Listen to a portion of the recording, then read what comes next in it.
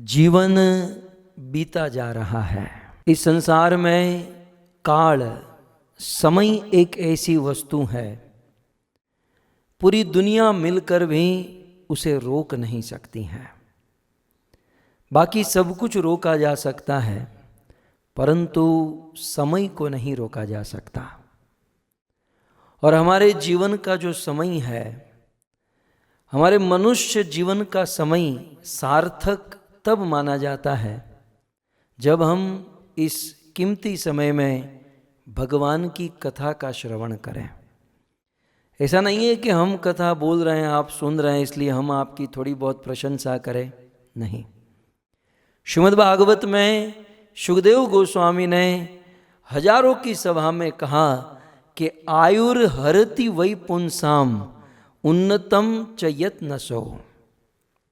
इस संसार में उस मनुष्य की आयुष्य व्यर्थ ही हरी जा रही है। इस संसार में उस मनुष्य की आयुष्य व्यर्थ ही बीत रही है। कहते हैं तस्यते तक्षणो नित्य उत्तम श्लोक वार्तया। उत्तम श्लोक, भगवान श्री कृष्ण की कथा वार्ता को छोड़कर हमारा समय जिस किसी भी कार्य में बीत रहा है वह सब फैल है, वो व्यर्थ है। ये शुकदेव गोस्वामी का वचन है भक्तों।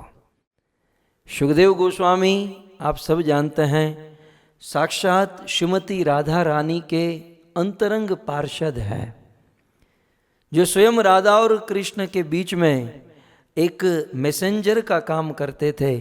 वही आध्यात्मिक जगत के लीला शुक आज शुकदेव गोस्वामी बनकर धरती पर आए।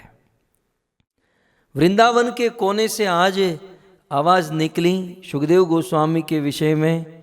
मैं आपको निवेदन करूं, परम पूज्य राधा गोविंद गोस्वामी महाराज ने निवेदन किया कि शुकदेव गोस्वामी पूर्ण रूप से अनपेक्ष थे। अनपेक्ष अर्थात किसी वस्तु की कोई अपेक्षा किसी से भी नहीं रखते थे। वे तो कोपिन भी नहीं पहनते थे और किसी अन्य वस्तु की क्या अपेक्षा करेंगे। इस तरह से रहना वास्तव में एक अद्भुत सुख है।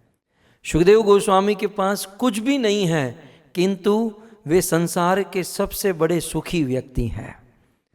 भक्तों, शुकदेव जी दुनिया के सबसे बड़े सुखी व्यक्ति में से माने जाते हैं। इसका प्रमाण वेदव्यास जी ने दिया, प्रभुपाद ने दिया, सूद गोस्वामी ने दिया।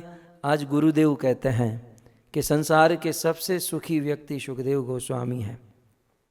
जबकि ऐसे बहुत से लोग हैं जिनके पास जीवन की समस्त सुख सुविधाएं हैं, किंतु दिन रात दुख में रोते रहते हैं। इसका अर्थ यह है कि सुविधा जो है ये सुख का माध्यम नहीं है। हायर फैसिलिटी का उपभोग करना ये सुख प्राप्ति का माध्यम नहीं है। या फिर धन संपत्ति, गाड़ी बंगले, ये भी सुखी होने का मार्ग नहीं है। सुख जो है वो त्याग में है, सुख जो है तपस्या में है, और सुख वास्तव में भगवान की भक्ति में है। और मनुष्य जीवन मिला ही इसलिए है कि जन्म जन्मांतर के चक्र में, बंधन में हम लोग बंधे हुए हैं, उस दुख रूपी बंधन से मुक्त हो जाए। और इसका एकमात्र उपाय भगवत कथा का श्रवण है। आप कहोगे अनेकों प्रकार की भक्ति है, यहाँ शुकदेव जी ने श्रवण ही क्यों कहा?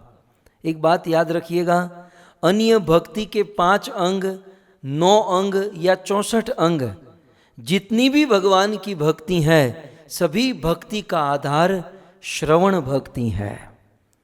श्रवण जो है वे मूल में है। यदि श्रवण ठीक से नहीं करेंगे तो कीर्तन नहीं होगा ठीक से, स्मरण, वंदन, अर्चन, किसी भी कार्य को हम ठीक से नहीं कर पाएंगे यदि हमारा श्रवण बराबर नहीं है।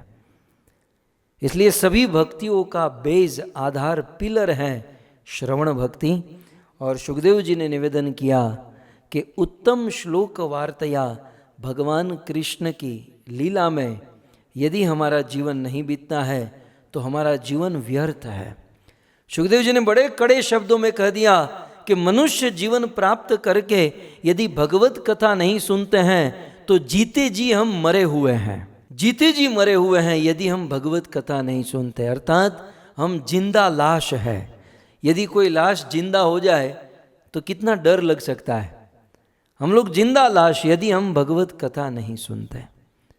किसी ने कहा कि सुखदेव जी हम लाश कैसे हैं, हम तो सांस ले रहे हैं। तब सुखदेव गोस्वामी कहते हैं तरवह किम न जीवंती, क्या ये वृक्ष जो है जी नहीं रहे हैं?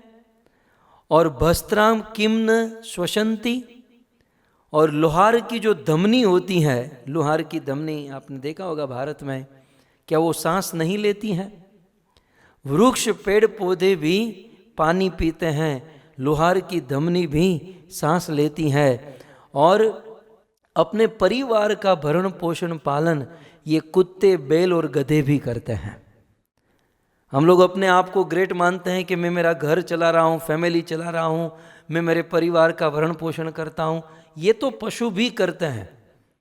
सुखदेव गोस्वामी कहते हैं कि मनुष्य जीवन मिला है उत्तम श्लोक वार्तया, उत्तम श्लोक भगवान कृष्ण की वार्ता, भगवान कृष्ण की कथा सुनने के लिए। सो आज हम सब का परम सौभाग्य है भक्तों, जिस कार्य के लिए मनुष्य जीवन मिला है वह कार्य भगवत कथा का श्रवण हम सब लोग कर रहे हैं। इसके पीछे एकमात्र शिल प्रभुपाद की कृपा है, जिससे हम सब लोग ये पवित्र कार्य कर रहे हैं।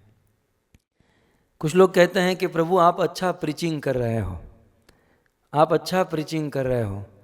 ये जो हो रहा है ना भगवत कथा, इस भगवत कथा को प्रीचिंग नाम देना भी बहुत छोटा है। भागवत कथा बोलना और सुनना ये प्रीचिंग नहीं, प्रीचिंग से भी बड़ी चीज है भक्तों। सो ये महा प्रीचिंग है, ये शुद्ध भक्ति है श्रीमद् भागवत बोलना और सुनना। प्रीचिंग तो अपने आप हो जाता है जब कोई व्यक्ति भागवत सुनता है, पढ़ता है, बोलता है। सो श्रील प्रभुपाद की कृपा से हम लोग परम रसमयी इस शास्त्र को सुन रहे हैं और हमारे मनुष्य जीवन को सफल कर रहे हैं।